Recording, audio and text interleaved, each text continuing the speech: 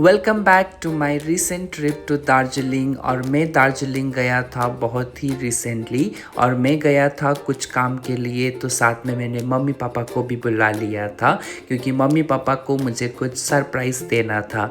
दार्जिलिंग जब भी मैं जाता हूँ मुझे पूरा मेरा घर का याद आता है क्योंकि दार्जिलिंग से सिक्किम बहुत ही पास में है। तो इसीलिए मैं जब सिलगुड़ी से गाड़ी लेके दार्जिलिंग की तरफ जा रहा था तो ये वाला जो स्पॉट है ये मुझे इतना सुंदर लगता है क्योंकि यहाँ से इतना अच्छा नज़ारा है आपको जो देख सकते हो। और जब हम लोग यहाँ से फिर ऊपर चले जाएंगे दार्जिलिंग के तरफ, फिर वेदर ड्रास्टिकली चेंज हो जाता है।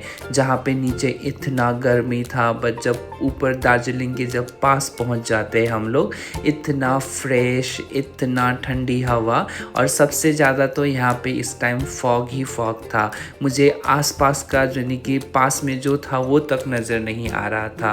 बट यहाँ पे जब मैं सुबह को पहुँचा दार्जिलिंग में, अपने मम्मी पापा को भी मिल लिया मैंने क्योंकि वो लोग भी सिक्किम से पास पे आए थे।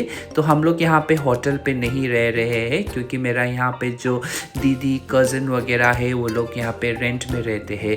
तो यहाँ पे सुबह को हम लोग थोड़ा मॉल रोड में यहाँ पे मम्मी पापा के साथ में घूमा क्योंकि यहाँ पे जब भी मॉल रोड में आता हूँ मेरा पुराना मेमोरीज मुझे हमेशा फिर रिफ़्रेश हो जाता है। और यहाँ पे मैंने कुछ ग्रीन टी यहाँ पे ट्राई किया मॉल रोड में क्योंकि यहाँ पे इतने अच्छी तरीके से ये लोग मुझे सर्व कर रहे थे। बट मैं कंफ्यूज हो गया था कि मुझे कौन सा लेना था। बस हम लोग फिर लंच करने के लिए यहाँ पे दार्जिलिंग का माइती घर पे चला गया क्योंकि ये यहाँ पे नेपाली कुजीन यहाँ पे ये लोग सर्व करते हैं। मुझे उन्होंने इनवाइट किया था और इनका हॉस्पिटैलिटी, इनका खाना, इनका हर चीज़ मुझे इतना अच्छा लगा। यहाँ पे मैंने इनका नेपाली स्टाइल का झोल मोमो, यहाँ पे उनका खाना खाया, एकदम घर जैसा लगा मुझे। बस उसके बाद मैं और मेरा दीदी हम लोग का रेलवे स्टेशन चले गए थे क्योंकि मुझे मम्मी पापा को सरप्राइज़ करना था क्योंकि मम्मी पापा दार्जिलिंग तो हमेशा आए हैं बट उन लोगों ने दार्जिलिंग टॉय ट्रेन कभी नहीं किया क्योंकि एज ये बोलते हैं कि ये बंगाल का हेरिटेज है। तो यहाँ पे जब मैं आया था यहाँ पे चार्ट है आपको ट्रेन यानी कि दार्जिलिंग टॉय ट्रेन चढ़ने के लिए। दो टाइप का है यहाँ पे, एक है आपका स्टीम वाला और दूसरा है आपका कोयला जो डाल के चलाते हैं इंजन वाला। तो मैंने यहाँ पे स्टीम वाला लिया क्योंकि वो एकदम मेरे टाइम पे था तो हम लोगों को ज़्यादा वेट नहीं करना पड़ा। टिकट लेने के बाद मुझे इतना एक्साइटेड लगा ताकि मैं ये मम्मी पापा को दिखाऊं और उनको बोलूं कि हम लोग टॉय ट्रेन जा रहे हैं। और मेरे बैकग्राउंड में वो एक ही गाना चल रहा था जो है कस्तो मजा है रे लैमा, क्योंकि मम्मी पापा को मुझे देखना था वो एक्सप्रेशन जब वो लोग टॉय ट्रेन पे चढ़ेंगे वो लोग कैसे रिएक्ट करेगा। एंड ट्रस्ट मी, जब मैंने उन लोगों को बोला कि हम लोग अभी टॉय ट्रेन चढ़ने वाले हैं वो लोग कितना एक्साइटेड हो गए और वो लोग ना बच्चे के जैसे चढ़ते चढ़ते स्माइल दे रहे थे मुझे क्योंकि मम्मी पापा को आप जितना भी मतलब एक्सपेंसिव गिफ्ट दो, जितना भी आप करो, बट उनके लिए छोटा छोटा चीज़ बहुत ही मैटर करता है। स्पेशली मेरा पापा को, पापा हमेशा घूमने का प्लान करते हैं।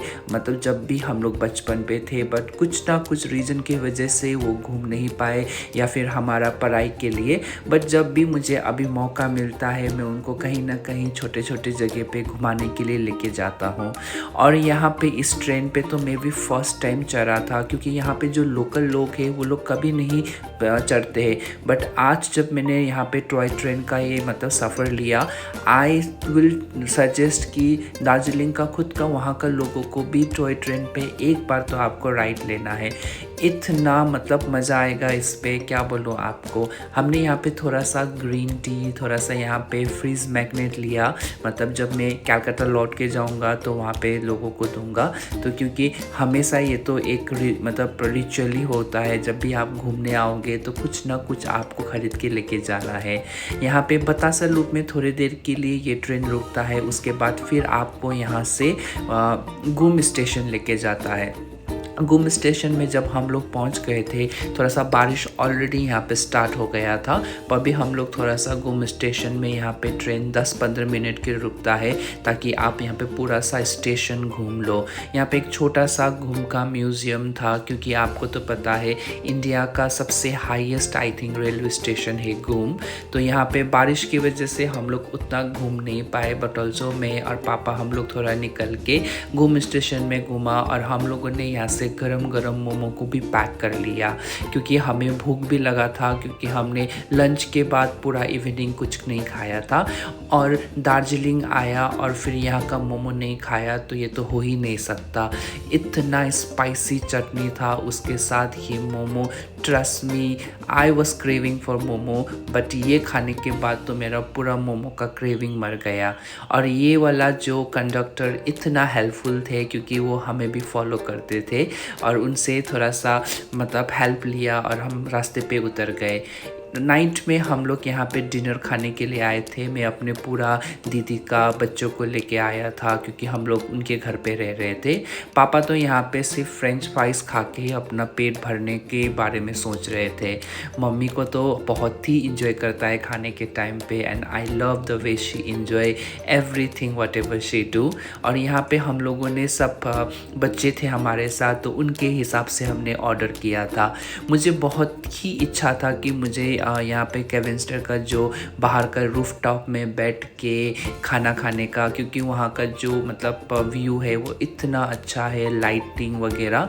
बट सैडली वहाँ पे इतना बारिश हो रहा था उस टाइम पे, हम लोगों को बाहर सीट ही नहीं मिला, क्योंकि सारा बारिश की वजह से भीग गया था। तो हम लोगों ने अंदर ही बैठ के खाना खाया, बट अंदर भी इतना अच्छा एम्बियंस था, बैकग्राउंड में इतना सुंदर म्यूज़िक चल रहा था, और साथ में हमें कॉम्प्लीमेंट्री में इन लोगों ने फिर डेजर्ट भी दिया।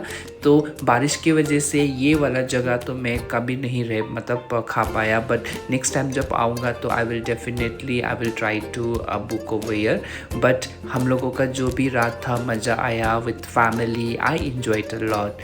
तो आपको नेक्स्ट डे में मैंने क्या किया वो जानने के लिए you need to like, share and subscribe my channel. Bye bye.